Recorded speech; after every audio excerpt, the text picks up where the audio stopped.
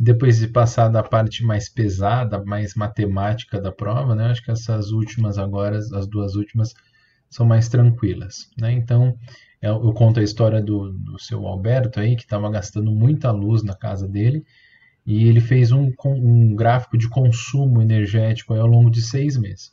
A primeira pergunta que eu fiz, uma questão muito simples, com cara até de Enem, né? Que ela pergunta o consumo médio na casa do Alberto ao longo desses 6 meses. Consumo médio é você fazer a média, né? São 6 opções, né? Então a média aí do gasto energético por ele vai ser o 217 que a gente tem, mais o 190, mais o 178, mais o 173, mais o 182, mais os 200.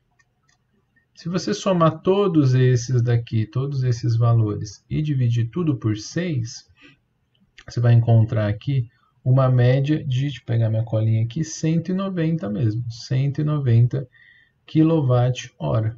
Então é só você fazer a média, somar a 6 e dividir por 6 que você encontra a média de gasto aí durante esses 6 meses realizado pelo seu Alberto. Só isso. Quanto o Alberto economizou em reais no mês em que aconteceu o menor consumo na comparação em que mês aconteceu o maior consumo? Vamos achar o mês de maior consumo. Foi esse mês aqui, ó, o mês de julho, né? E o mês de menor consumo foi o mês de outubro.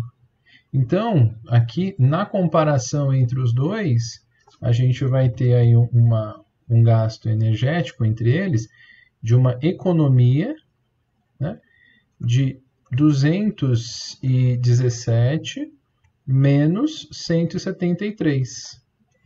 Isso vai dar um gasto total de 44 kWh. É a economia aí realizada ao longo desses, entre o maior mês e o menor mês que ele gastou. Isso daí ele pergunta o consumo, a economia em reais. Se a gente sabe aqui, pela informação do enunciado, que 1 kWh é equivalente a 60 centavos, né? Foi um dado que eu forneci aí no enunciado, 44 kWh é equivalente a X, e esse X aqui vai dar, deixa eu pegar minha colinha de novo, de 26 reais e 40 centavos.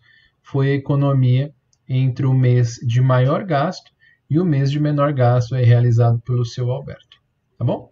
E a última, deixa eu colocar aqui para a gente diferenciar bem um do outro, né? Vou fazer mais grosso aqui. Vou pegar uma linha, fazer essa marcação aqui do item B. E a última do item C aqui, vou voltar aqui o tamanho.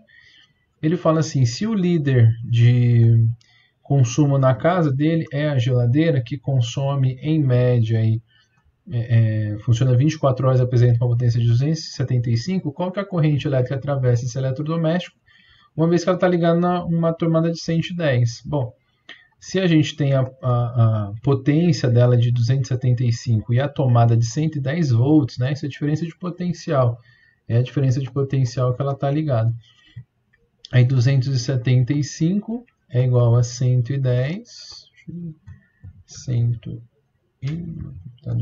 110 vezes o I. Aí quando eu divido 275 por 110, a gente vai encontrar 2,5 amperes. E pronto, essa é a corrente que atravessa aí a geladeira do seu Alberto, né? Então são 3 questões.